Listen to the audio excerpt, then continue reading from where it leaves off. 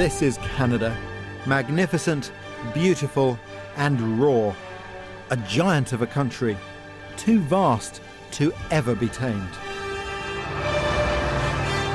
A place where nature rules and mankind stands in awe. For this series, I've travelled the breadth of the land and marvelled at its rich and varied scenery. My journey's taken me on an unforgettable adventure. I've followed in the footsteps of great explorers and heroes of mine who helped shape this land.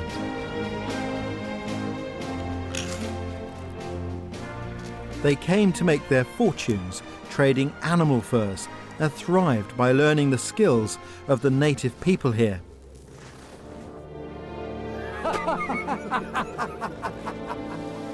But their arrival changed the lives of those people forever.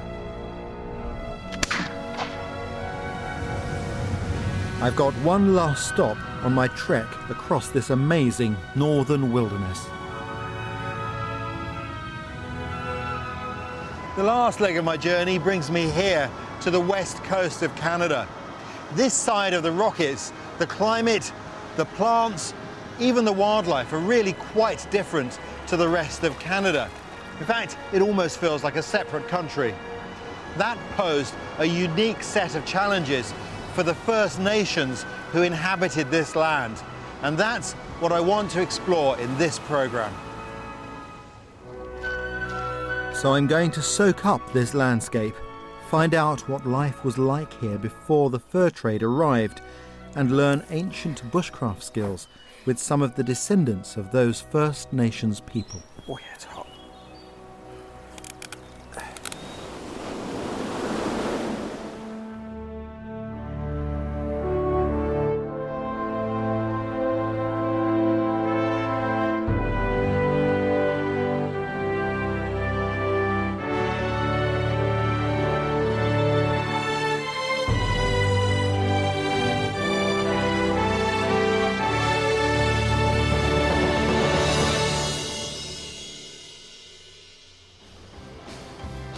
After travelling across Canada from east to west, I've arrived at the far west coast of British Columbia, Vancouver Island. The capital, Victoria, bears all the signs of 21st century life. But just 200 years ago, this area was cut off from the rest of Canada and immune from so-called progress until fur trader David Thompson crossed the Rockies and opened a workable land route across the country.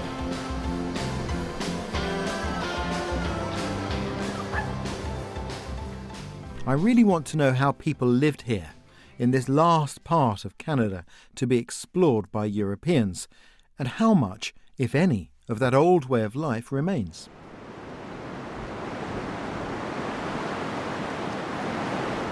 In terms of the exploration of Canada, the west coast really was the last piece in the jigsaw. Once explorers like David Thompson and others had surveyed routes across the Rockies, Canada was fully open for business as a trading nation. It wasn't long until railroads crossed the continent, allowing hordes of settlers and entrepreneurs to head here in the hope of finding new and lucrative lives on the west coast.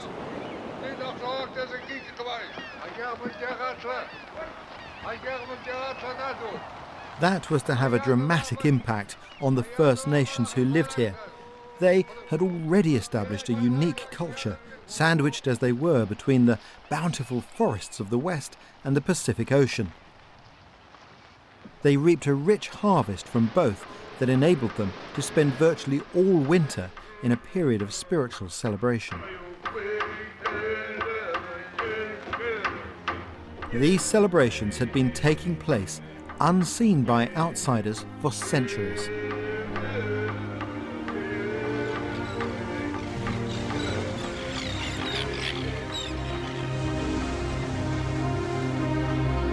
This coastal area had been separated from the rest of Canada by the Rockies, the vast mountain area standing guard like a giant no-entry sign.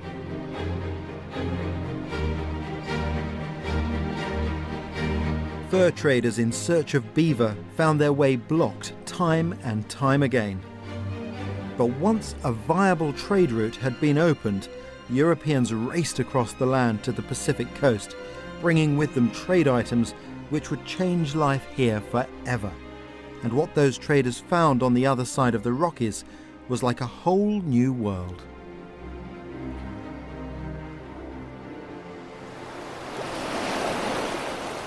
So what did they find when they reached the west coast? Well, they didn't find beaver pelts. Instead, they turned their attention to the fur from sea otters. But there were other things that really quickened the entrepreneurial pulse. They saw that in the autumn, the estuaries here were virtually choked silver with a seemingly limitless supply of salmon. And when the lumbermen encountered the giant western red cedars growing in the temperate rainforest, well, they thought they'd hit the jackpot.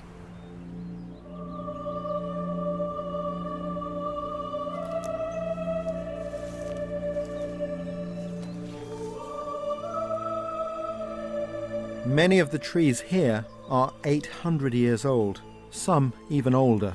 That takes them back to the days of King John, long before any Europeans set foot on this coast.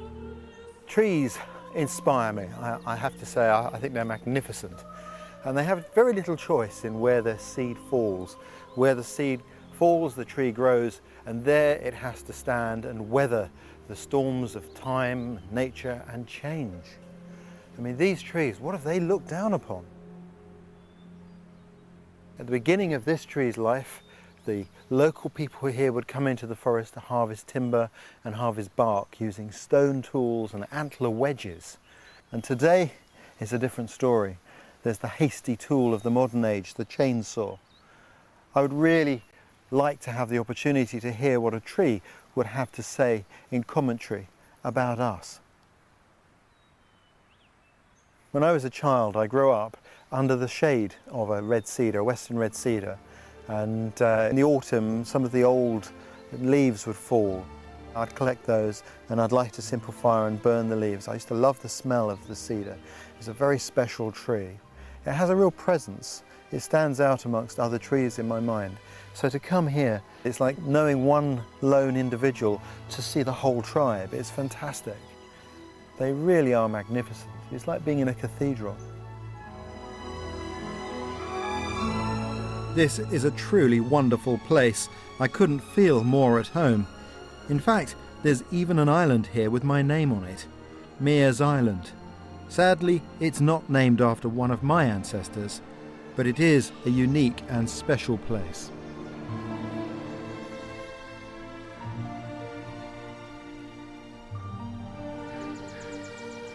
Nowhere else on my journey across Canada have I seen anywhere as magical as this. Its serene beauty combines with an immense majesty that just takes your breath away. What's interesting is the flora here. This is temperate rainforest and it's absolutely glorious. I love these environments. I think mostly because it's a whole ecosystem. We've got mosses and lichens and fungi. It's fascinating. But the sheer majesty of these trees, they make you feel so small, so insignificant. This coast has to be not only one of the most tantalizing, but also one of the most seductive places on Earth. The warm Pacific air rises over the mountains, shrouding them in mist, and releases its moisture as rain, producing lush forests of not only cedar, but also hemlock and Douglas fir.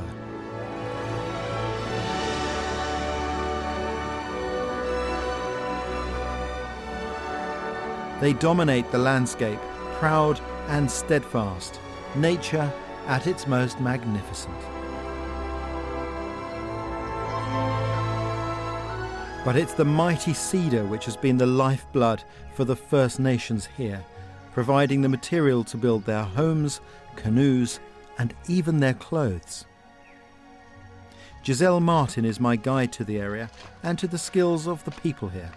She's a member of the New Chalnorth people and is as passionate about trees as I am. Believe it or not, the trunk of this tree can actually be woven, if you know how. Giselle, what are you looking for in the bark? Well, I look for a tree that has beautiful straight bark, so really nice grain like this, about as big as you can hug is a good size. I only take 1 or 2 hand widths of bark. I don't want to take too much of it because I don't want to leave a huge scar. I want it to be able to recuperate. And so what's the process?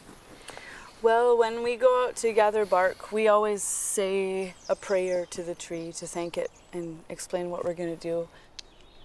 Giselle's family have been stripping bark for generations, and I really admire the respect she has for the trees. Beautiful. That's really great. And then once you get enough, you can actually just shove your hand right under. Yep. It's a great sound, isn't it? Now we gotta pull it. That's the fun part. It looks like all over Mears Island, there are hundreds of trees bearing evidence of how they have been stripped over the centuries, scarred, but still growing tall and strong. Well, that's quite tricky, isn't it? How about if I take it from here and swing down on it? Yeah, do that.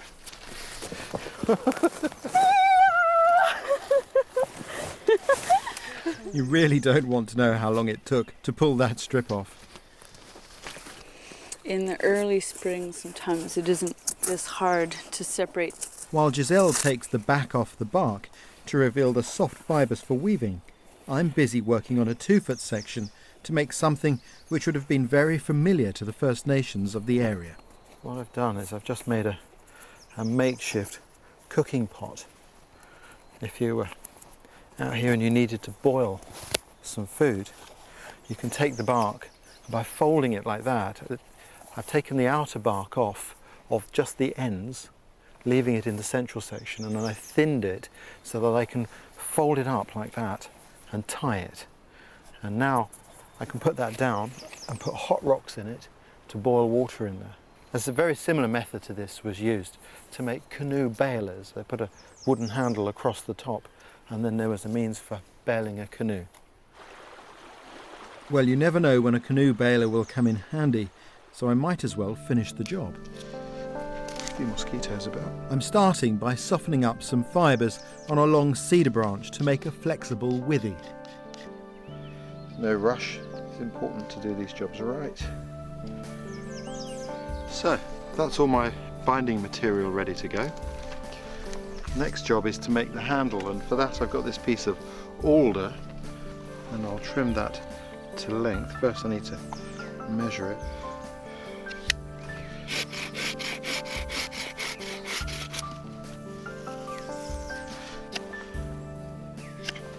What I'm doing is trimming the ends so that they are pretty.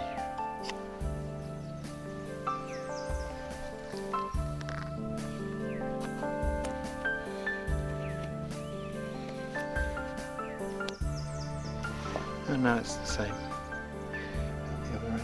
And I can take a little blade of grass to give me the dimensions of the slot that I made. Got my mark there on the grass.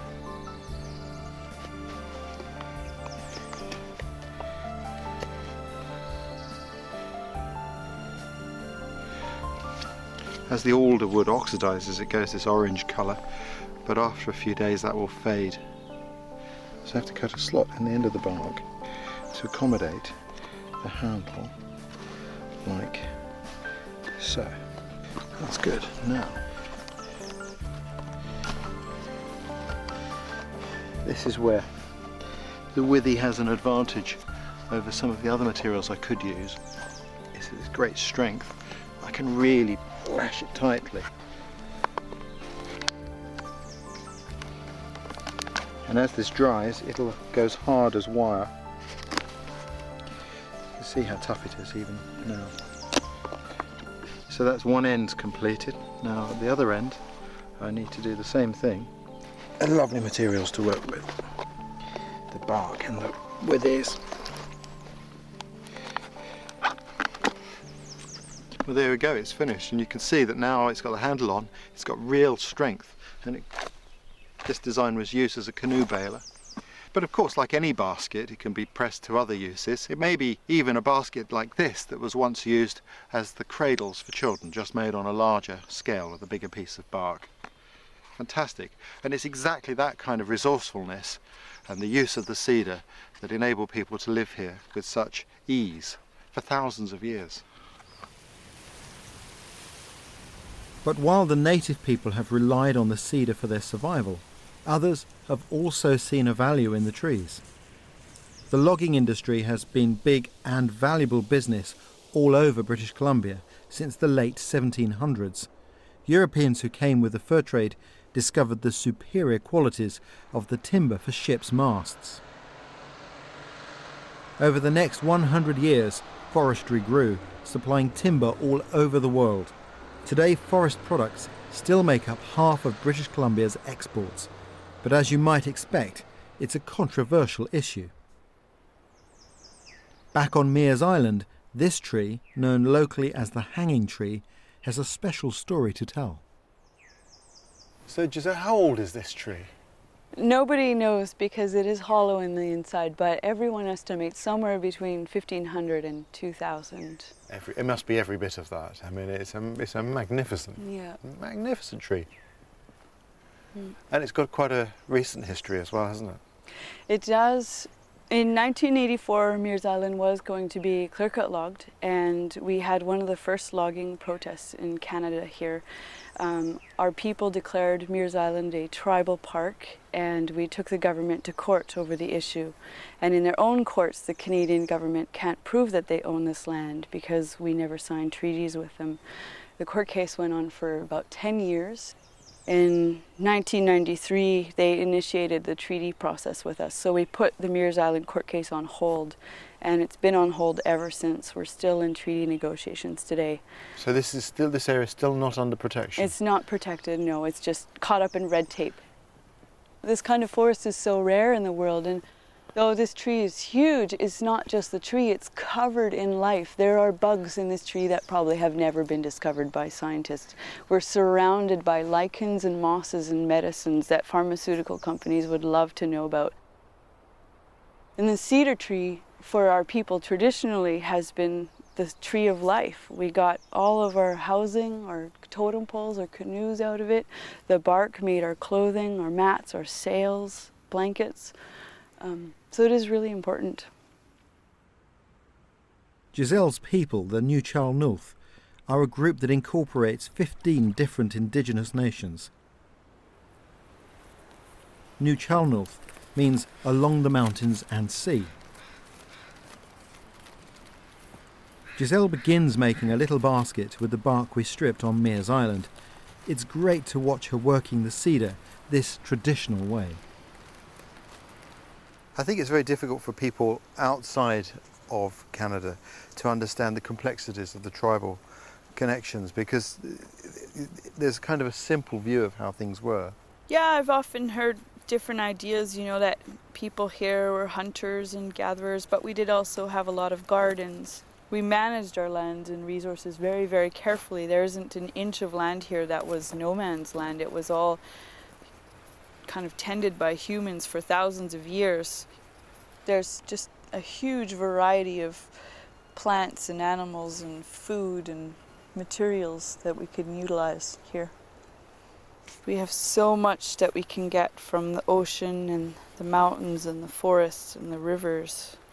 Well, is this starting to look like something or what? Shouldn't take too much longer. Wow, that's looking great. Look at that. Beautiful work.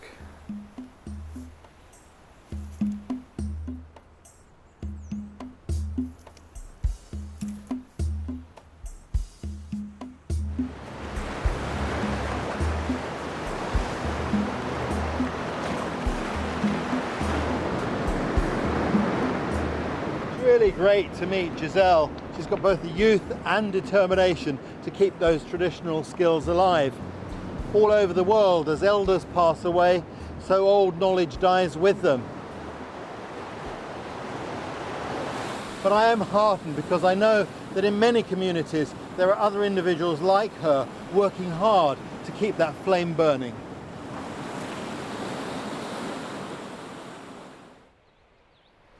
I want to know who she's inherited her knowledge and interest in her culture from, so she's taking me to meet her father, Joe, a woodcarver. This is my dad, Joe. Hey, nice to meet you. Well, really nice to meet you. Can you still smell the cedar? The cedar, I don't smell it anymore. I've been working around it too long. It's if I've been away for some time, I will begin to smell it again. Yeah, after, It's so aromatic in here. It's a beautiful, beautiful smell. And do you collect most of your timber from the forest? most of the wood that I do get for carving canoes or totem poles, I usually go into the forest and get it myself. How did you learn to do all this? Well, my father, he was a fisherman, hunter, trapper, canoe builder. So basically, on all of those things, just let me learn on my own speed. One of the skills passed on to Joe is the art of using steam to bend the soft but strong cedar into boxes. These boxes are unique to the area and have been used for centuries.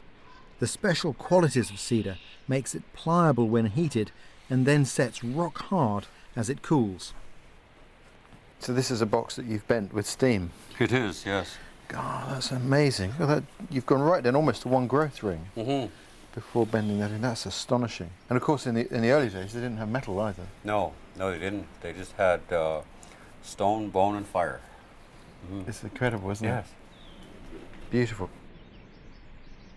These bent corners of wood started off flat. The First Nations would cut grooves in the wood. Then they'd heat the plank over steam pits on the beach, and when it softened, they'd bend it to make the corners.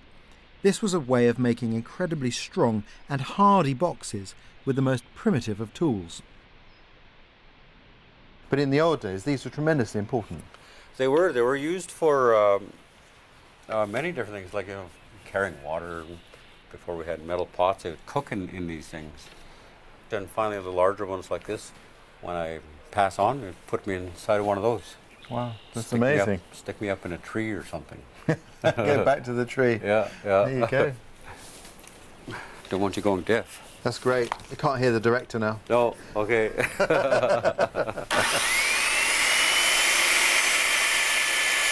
Even Joe occasionally swaps a chisel for an electric saw to speed up a job.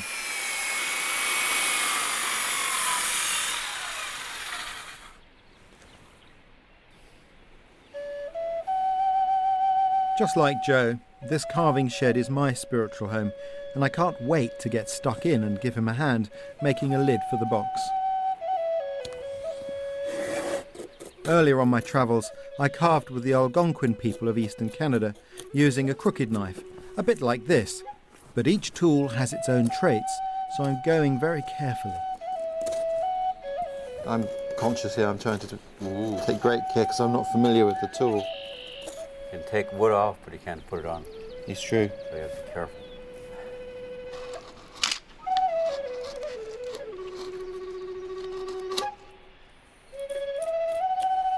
You get to know a tool, don't you?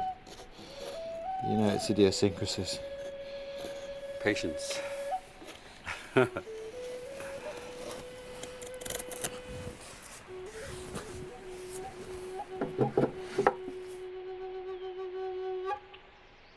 Tell me about the decoration now. These decorations we put on these things here, they're crests that our people have. But in this case here, this here is the eagle and then the salmon. Here, like, you know, the eagle here, they only take the fishes that they need to feed their young ones. Gives us reminders to respect the other creatures here as well. So we have to leave some fish for them also. They're about the first law and first teaching that began when our mothers conceived our lives, and that's first about self-respect. My grandfather used to speak about that first law. He would never raise his voice. He'd always just sit there and speak about being respectful and how we're to be respectful first to ourselves and then to others. That's why we have carvings on our tools and totem poles in front of our houses, and basically it was like having your Bible open in front of your face 24/7. So we're always reminded of our roles and responsibilities in life here and how we all live under natural law. Everyone, we're I'm born, I'm going to die one day. And It's a respect to, natural law. respect to nature. Nature will provide our needs, but not our greed. So that's why we have a lot of these things here.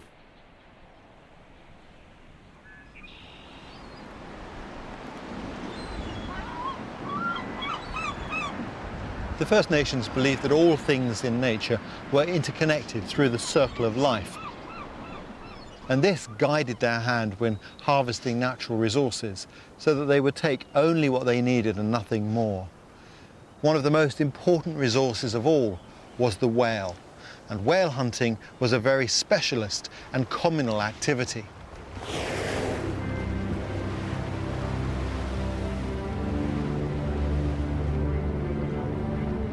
It took a huge amount of effort to mount a whale hunt. The equipment was astonishing. Specialist harpoons had to be constructed, very often using a shell to make the blade. And the men involved in the hunting were trained from childhood to be strong with great degrees of endurance. Boys were encouraged to be able to hold their breath. They were given a fern frond and they were told to hold their breath while they pulled off the leaves of the frond like this. As their ability grew, so did the length of the fern. And in this way they trained their youth to be strong in manhood for the most important hunt, the whale hunt.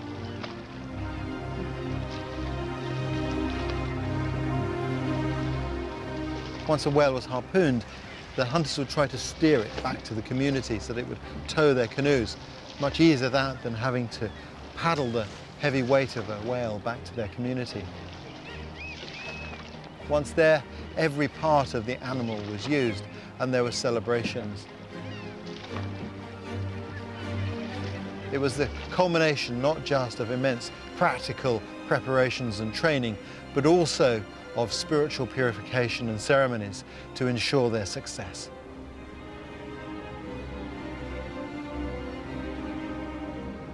Whaling canoes were the first signs of human life Europeans encountered when they sailed to this coast in 1774, a full 30 years before the Rockies had been tamed and a land route opened. The Spanish sailors thought they were war canoes and sailed swiftly away. 4 years later, Britain's Captain James Cook arrived on the coast while searching for the elusive Northwest Passage, and was the first to set foot ashore and to trade knives, blankets and metal tools in return for food and sea otter furs. These pelts were thick and soft and could be made into the finest fur coats. Spain and Britain argued over the land for more than a decade and nearly came to war over it. The dispute was finally settled by Captain George Vancouver. Vancouver encouraged trade with the peoples of the west coast and even set up a trading post at Vancouver on the mainland, which bears his name today, and of course on this island also named after him.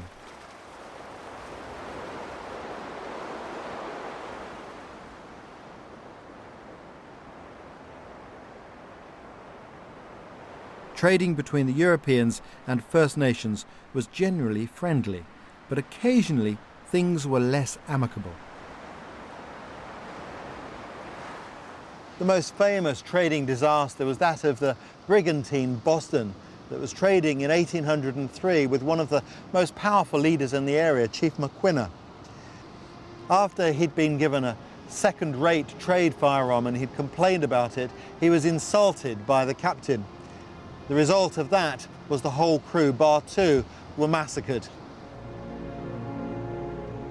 One of the men survived because he was below decks, but the other was singled out for special treatment. His name was John Jewett. He was the ship's blacksmith. Chief McQuinna was an intelligent man, and he realized that having someone who could make metal tools in his longhouse would greatly improve his standing amongst his people. After all, metal tools in a society which was still very heavily dependent on stone tools was a very powerful asset. John Jewett kept a remarkable record of his time amongst those people.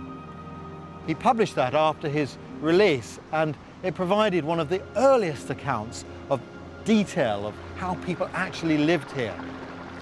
The reason we're able to enjoy those recollections today is that he used bushcraft to keep a diary, improvising ink from the juice of berries. As I always say, bushcraft comes in handy in all sorts of ways. Morning, Giselle. Hi. Among the things Jewett described in his diaries are dugout canoes made from hollowed out cedar trunks. They are fabulous craft.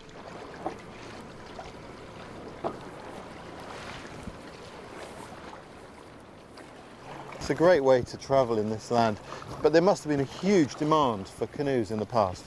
There was. The ocean is our highway, and so everybody needed canoes. We had small canoes for 1 person, 2 persons, seal hunting canoes, whaling canoes, and the largest canoes we had were freight canoes. They were over 100 feet long, and those were used for moving entire seasonal villages. That's amazing. So, Giselle, are there still people today with the knowledge of how to build all those canoes? My father and 2 of my uncles still carve canoes today, and we're really lucky to still have that knowledge in our family because it has been lost over a lot of the coast.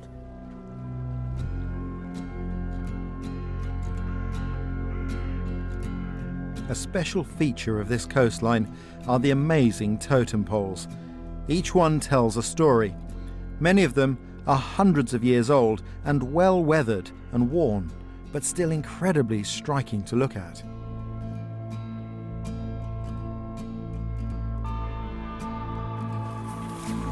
It's a real privilege to get a closer look. This land isn't normally accessible to visitors to the area. Giselle, you don't normally bring people here, do you? No, this is the village of Opitsit, and it's quite a private community, though my uncle, who is one of our hereditary chiefs, gave me permission to bring you here and show you this totem pole. Wow, that's amazing. Isn't that beautiful? This carving has been made with love and care. Every sign has been chosen with great thought. Every symbol tells a story. The all-powerful sun or moon symbol at the top is an important carving, reminding people that above all they should respect themselves and others. Then the raven, symbolizing all life and the need to cherish all life. Below that is the mythical 2-headed monster, which speaks of the importance of balance in life. And finally at the bottom is the wolf, Giselle's family crest, upholding all the laws of the land upon its shoulders.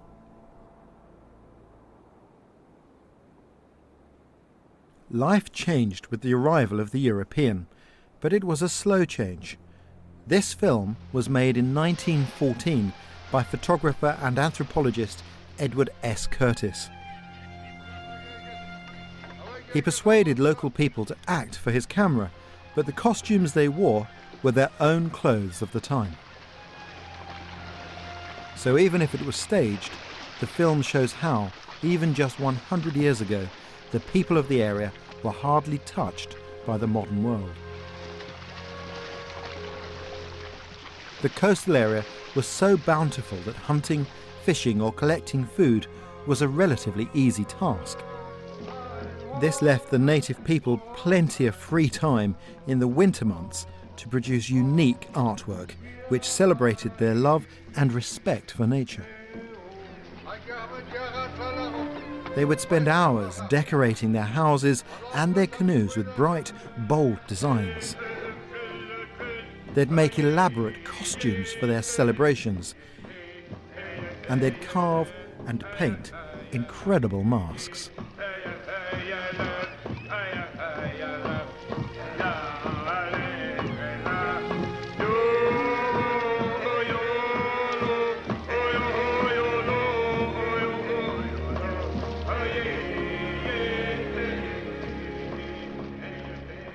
These masks were also used in the West Coast's unique potlatch, or giving ceremonies. I've come to the Cultural Museum in Alert Bay, which houses an amazing potlatch collection, and asked Andrea Sanborn to explain exactly what potlatch is. The potlatch is our traditional ceremony.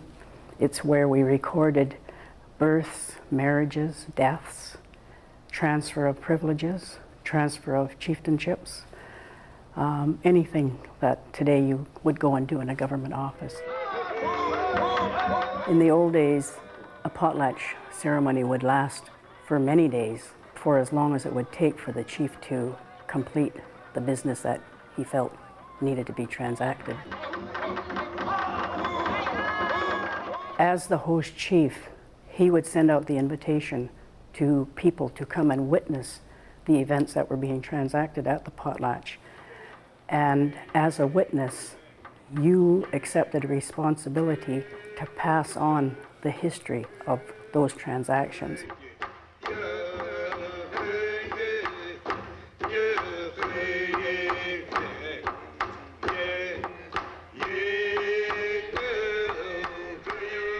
Quite simply, it was how the culture was handed on through the generations.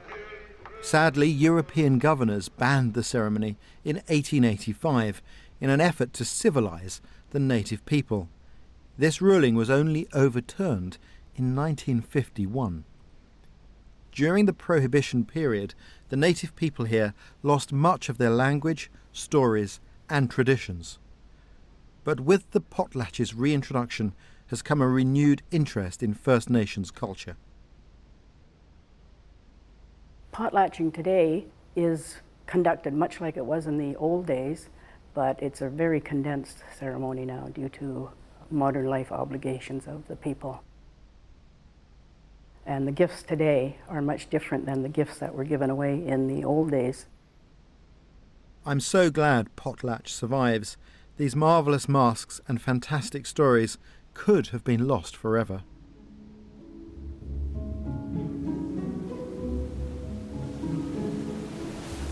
The potlatch was always held in the winter months, as the summer would be spent hunting and gathering foods. When people of the region got together for their celebrations, they would share all they had collected or preserved. So fishermen would bring fish to give out, and berry gatherers would bring their pickings, ensuring everyone had a varied diet. Okay. It's one of my favorite berries, the red huckleberry. It looks like a bilberry. I met up with ethnobiologist Dr. Nancy Turner, a world authority on Aboriginal plant use. This is really one of my all-time favorite berries, the trailing wild blackberry. And she took me berry picking to see what we could find.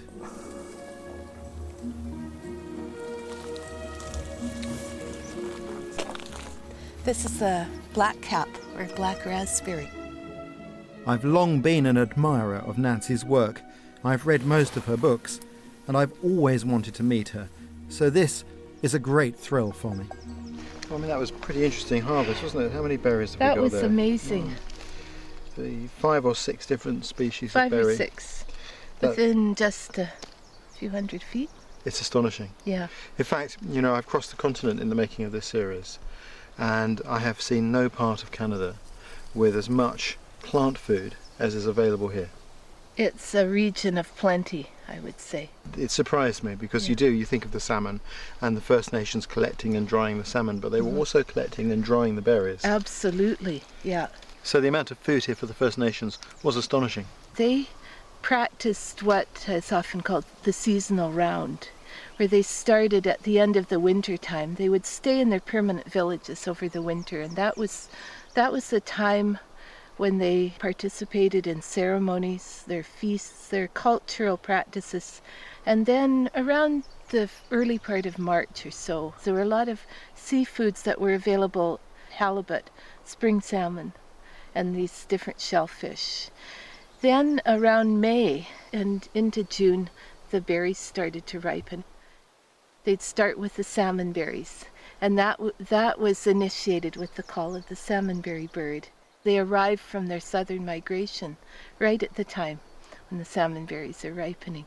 And then gradually the huckleberries ripen, the blueberries ripen, the black caps the thimbleberries, the trailing blackberries. And then in September, the crabapples, the high bush cranberries, the low bush cranberries. I mean, their preservation techniques were fascinating. They really were. They use, along the coast here, they use those bentwood cedar boxes, and they use cooking rocks. They heat up red hot. They put the berries right into the boxes and add the red hot rocks until the berries are just coming to a boil. And then they take that berry mix and they pour it out over, mostly on a surface of skunk cabbage leaves, which are very large. And you don't want to eat those, but they make a great surface for drying berries on. That tightness, that bond with nature is one of the things that's common to all of the First Nations that I've encountered in Canada. That's for sure. Because they're living right within it. They're part of it. They're not above it or separated from it. Meeting up with Nancy here on the West Coast was like the icing on the cake for me. And she reiterated what I was discovering, just how interdependent the land and the people were. The woodland was a rich source of food for the First Nations, but so was the sea.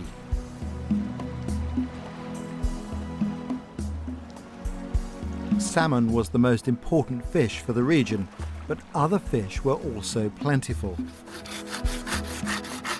Hard piece of wood, isn't it? Yeah, they are. Over the centuries, the First Nations refined ingenious ways of catching each of the different species.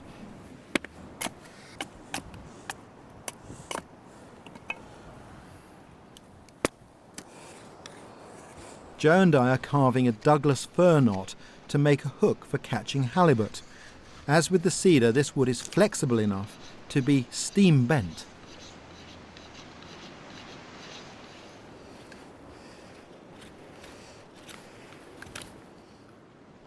It now has a nice triangular cross section, and I've also been just checking that it's got a bit of movement all the way through it, because it's got to be bent right round under steam. A bit stiffer there, I might just maybe 5 minutes more. We don't want it to burn, so we're using a bulb of kelp to make a sheath that will protect it from the heat. I'll just take that, toss that in there.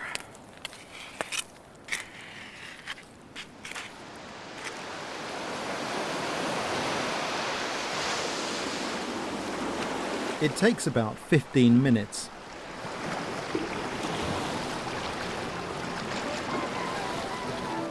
Just gonna dig this here out of here. Here comes our kelp bulb. Yeah, look at that. So that's shriveled, eh? It's pretty hot. Ooh, that's Oh, yay, yay, yay. very hot. Oh, that is really hot. How's that? Oh, yeah, it's hot. Yeah. You be part devil to do this. Joe's got asbestos hands. This isn't something he does for the cameras. This is a man who works with his hands day in and day out. Oh, that's hot. Oh, yeah. You need asbestos fingers. There we go. Well, that looks great. All right. It's amazing how hot that was. What gives that piece stiffness is, you see how it is inside of a tree? Like it goes inside of a tree, and it was like this knot here, huh? Yep. And what's inside of there is all this resin in there. And now that resin was just sitting there when that tree was all very rotten, but that resin is really hard. So when that cools off, that resin will cool off in that shape, and it becomes very strong. Almost like glass, isn't it? It's very, very strong. Exactly, yeah. So I take that and add a barb on and put a line on there, put a piece of octopus on there, and go halibut fishing. Okay, you're on. Now we'll try that. Let's do that. Leaving the fish hook to harden, I'm off to explore other resources this coast provides and which the native people needed for their survival. No natural resources were ignored in this region.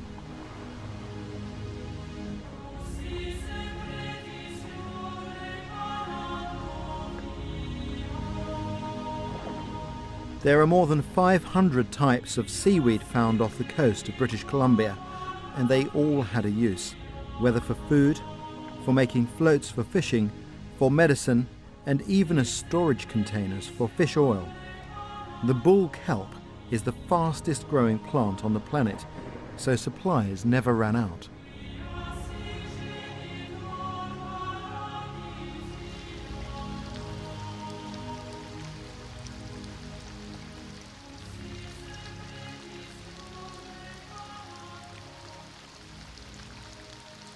It had to happen.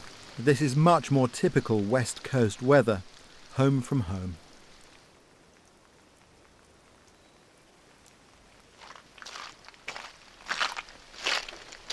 It's when the tide goes out that you can really get a sense of this environment. Take a look at this. This is bull kelp. That part of it there is basically a big float that carries the stem of this up to the surface from a holdfast. And they took this part of it here, I guess you could call it the stipe, and they tie these together to make lines strong enough to even go and catch whales with. It really is astonishing. And like coastal people everywhere, once the tide went out, this intertidal zone became a really important food resource. And all around me there's food on the logs here, there's mussels growing on the rocks in front of me. I've got goose barnacles, they're still a popular food today. But perhaps one of the most important of all the tidal resources in terms of food were clams, and I'm surrounded by the shells of clams. The local people here did something really quite specialised when it came to clams, and that's only been recognised in recent years. By moving rocks along the foreshore, they could dam off areas and create the perfect habitat for the clams, clam gardens. And that's exactly what I'm standing on here today.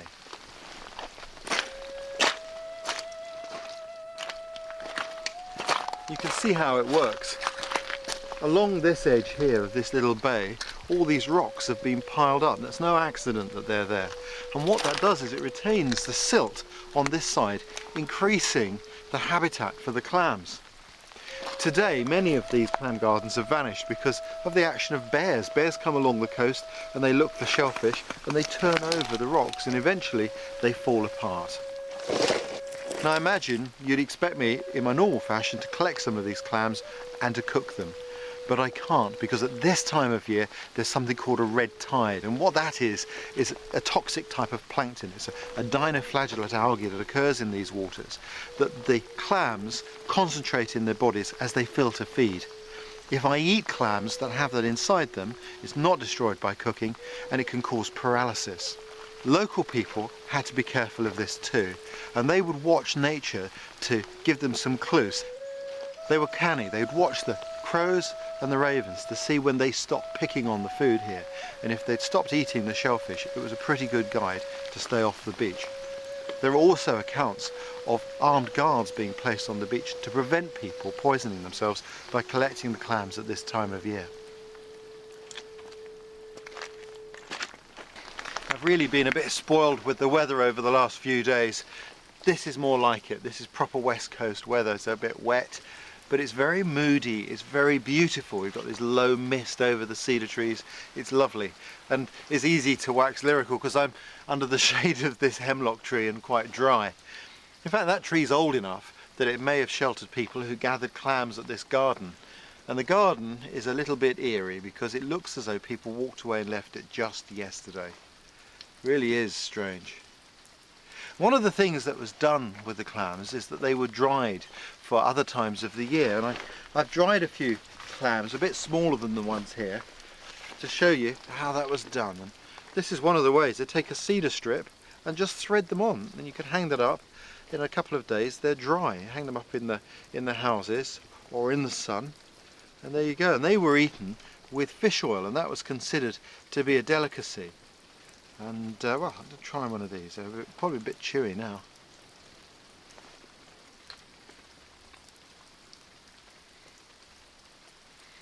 Chewy, but really tasty. I could quite like that. And of course, great thing like that is you can just stick it around your neck and eat as you go. Perfect. I'll save those for later. With red tide in the water, I had to use packet clams, but actually the real native clams would be much larger.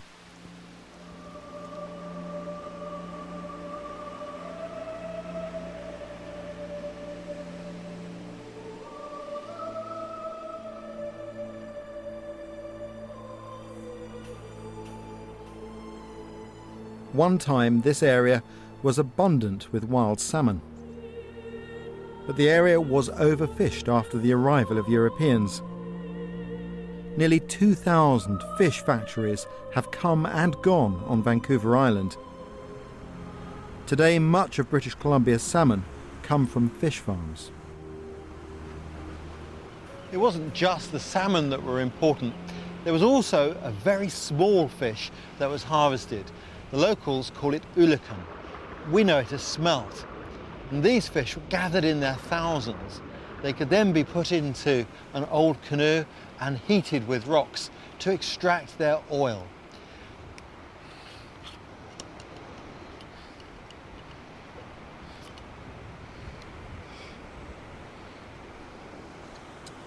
It's a very fishy oil. Early explorers really didn't like this. It was such a strong feature in the local diet. But it wasn't just for domestic consumption. This oil was incredibly valuable and was traded deep into the interior. One box of oil was worth 4 blankets. To get it there, the local people established an extensive network of trails, which today have largely fallen into disuse. But it was those trails that were some of the earliest footpaths used by explorers coming to the west coast. With the taste of fish in my mouth, I think it's time Joe and I put our fish hook to the test. Gone fishing by a shady, wady pool. So Joe's finished the hook and he's put on a barb here of bone. That's old Cindy Lou going with me. Gone fishing, fleas are biting at his hide. Get away from me, boys, you're bothering me. Folks won't find us now because Mr. Satch. Well, it doesn't seem to be our lucky day. We had a sniff. Something nipped the octopus off our line, probably the big one that got away. But I want to cook for Giselle and Joe to thank them for sharing so much with me. There's only one option: calling in at the local fishmongers on the way home.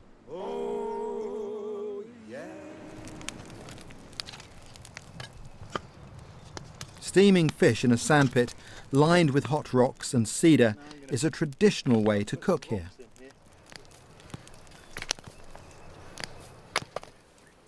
All that smoke's a product of the moisture that's in the wood here on the beach. Cedar is apt to hold quite a lot of moisture, but as it heats up, the heat will drive the moisture from these logs.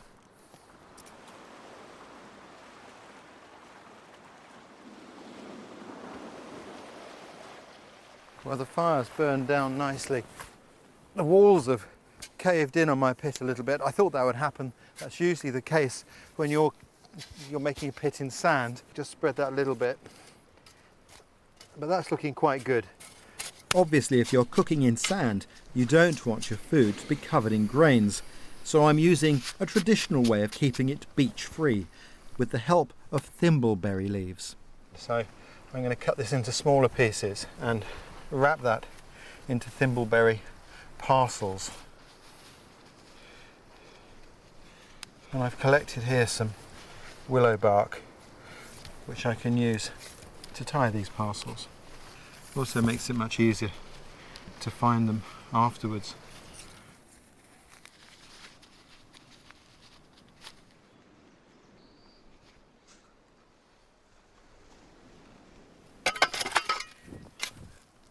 Very good heat.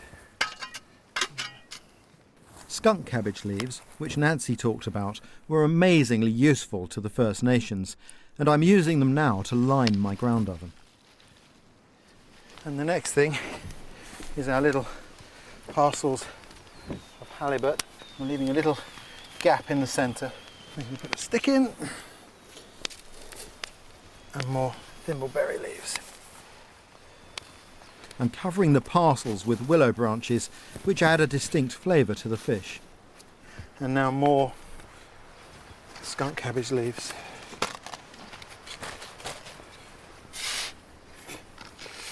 If you were doing this on a regular basis, the best thing to put on the top is a mat.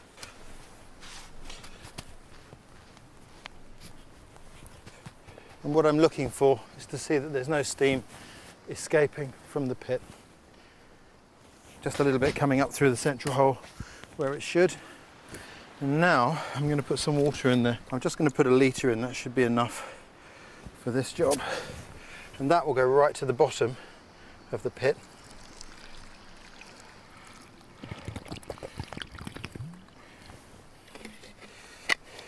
And I'm going to leave that for about 2 hours to cook.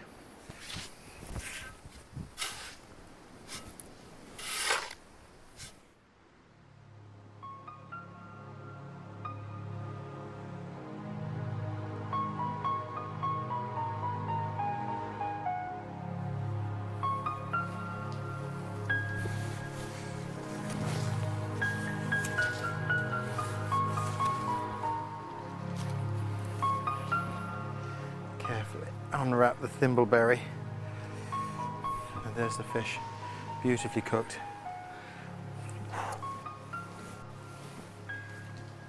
It's wonderful, absolutely delicious, and it's a beautiful fish.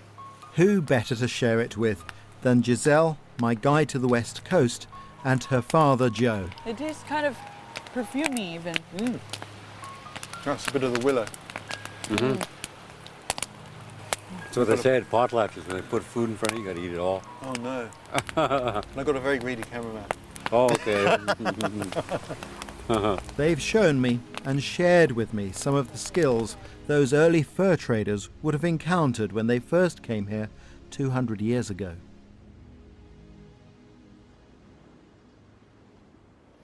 This feels a fitting way to complete my journey of the West Coast and of Canada. I guess I should have known what a vast and powerful place Canada is. After all, I've read about the explorers I've featured in this series. Samuel Hearne, who was the first to reach the north coast of Canada by land. John Ray, who explored the Arctic North, and David Thompson, who mapped a third of this immense land. But of course, it's only when you get on the ground and you measure your own stride to the country that you fully can gauge these men's achievements. I'm going home, obviously, with a much greater appreciation for them, not just because of the journeys they made or even the courage that they had to summon, but mostly because of the respect that they demonstrated, respect for themselves, respect for the peoples they encountered, and their knowledge and skills of living from this country. Without that respect, they would never have succeeded. I find it interesting, modern Canada is born out of several cultures. You have the First Nations who were here to begin with. You have the English and the French who came in search of furs. And out of that strange mixing pot, and not without some pain, has come modern Canada, a country that I'll always come back to. Not just because it's so beautiful here, but because the people here have respect and tolerance for each other, and also for the natural world. This is a place where people really cherish nature.